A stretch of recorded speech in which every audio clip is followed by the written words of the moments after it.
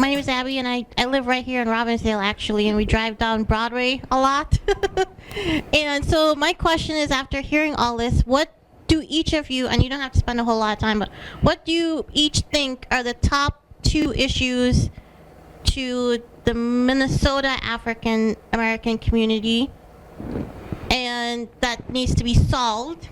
And then what is 1 or 2 great things, especially about North Minneapolis? I smell the fried chicken every time I go down the street here. It's great.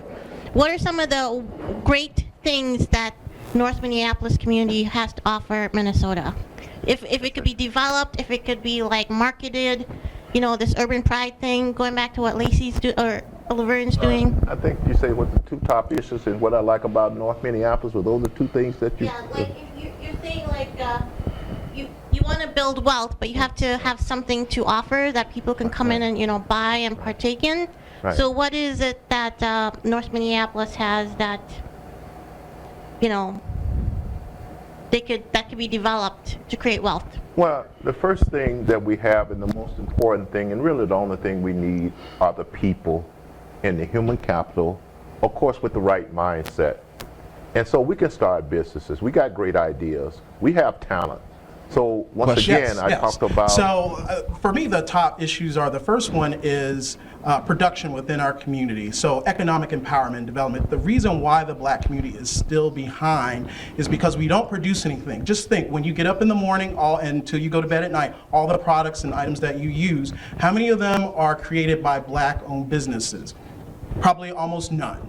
Almost none. And so you have to think, the white community, they own production. And so that they're able to recycle that money. And the money we have, you know, the black community, we have what, it was a $1 trillion spending power. Well, all that money could be utilized and trapped within our community, but it's not, because we have nothing to trap that money. We're giving that to Asians and to Arabs and to other people building up their communities. And to go back to the previous question, that's another reason why those communities are doing better, because the money that should be in our community and recycled and help to do things to improve our community are going out of the community. So that's 1. 2, it's education. It's focusing, getting back black excellence, where we want to excel, that you want to make good grades, that you want to, you know, focus on, instead of focusing on these minor careers, you need to focus on being engineers, doctors, lawyers, teachers, business people, and in terms of businesses, products that people use daily. It's cool that you want to do, like, you know, the cool type of shops that you see within our community, but what we really need are those things that, you know,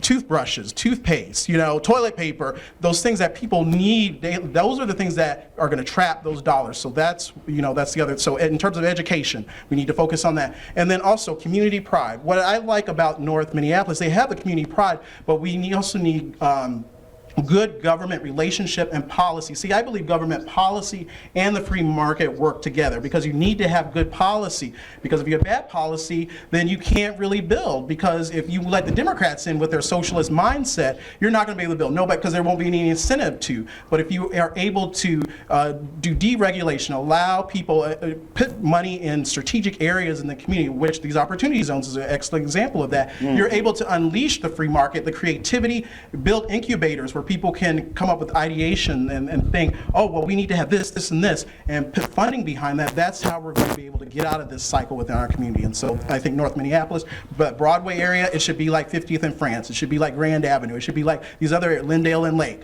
where those are community centers where people have pride. We should have, you know, festivals, which I know we do, but we should make it citywide where people want to come and feel safe and come and put those dollars in the community and come up here on a regular basis. That's how we should be thinking. Those are solutions.